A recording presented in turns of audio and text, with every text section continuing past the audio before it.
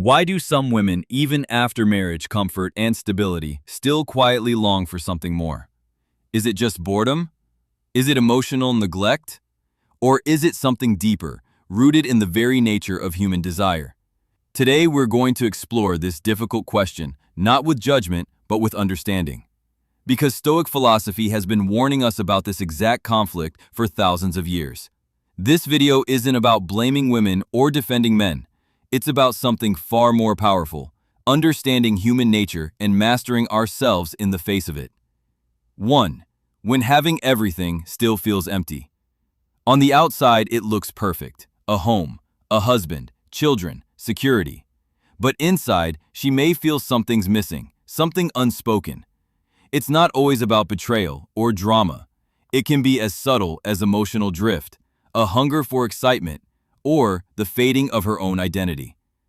The Stoics would tell us this: external comfort doesn't equal inner peace.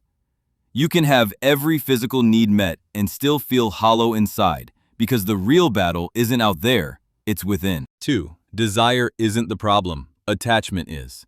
Why do people seek what they already have in a different form?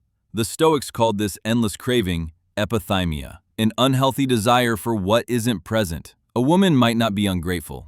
She might just be unaware of how desire tricks the mind. She seeks passion, attention, novelty.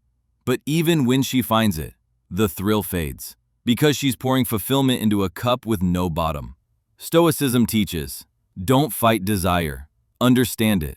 Train your mind to see when it's chasing illusions and when it's anchored in truth. 3. Gratitude through loss, the power of negative visualization.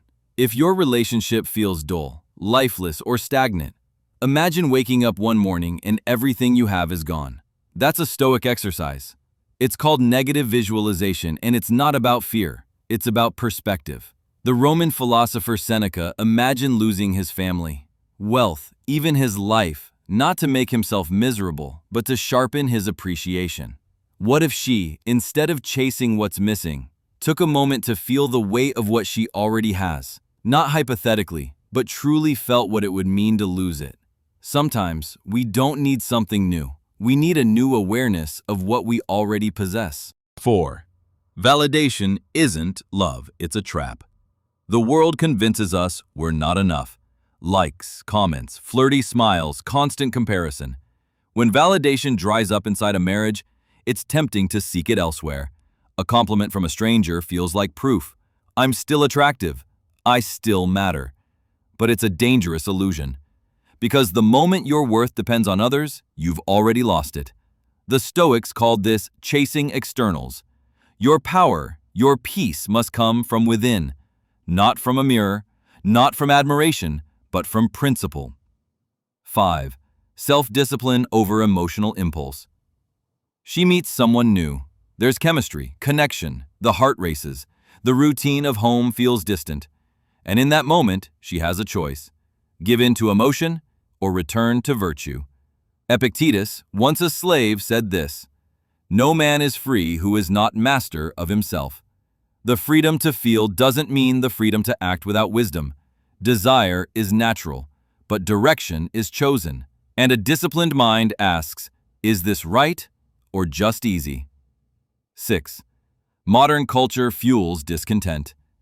From romance movies to curated social media, modern life constantly tells us you could have more, but that more is often a carefully packaged lie. People compare their private lows to public highlights, and their solid but ordinary life feels inferior. The Stoics would call this fantasia, false impressions. They'd remind us, don't envy illusions, don't chase what's filtered. Your life is real, that's where value lives, not in fantasy. 7. Amor Fati, loving the life you have. The deepest Stoic teaching isn't just acceptance, it's Amor Fati, the love of fate. Not just tolerating your circumstances, but embracing them, seeing beauty in what is, not what could be, finding meaning in duty, finding growth in repetition, finding yourself not outside the relationship, but inside it. Zeno, the founder of Stoicism, lost his fortune in a shipwreck, But instead of despairing, he said, "Now I can begin the life I was meant for." That's Amor Fati. And that's the power many of us women and men forget in the search for excitement. Final message. So why do some married women crave adventures outside their relationships? Maybe it's not because they're broken.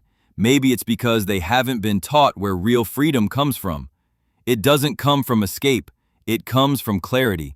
It's not about finding someone new.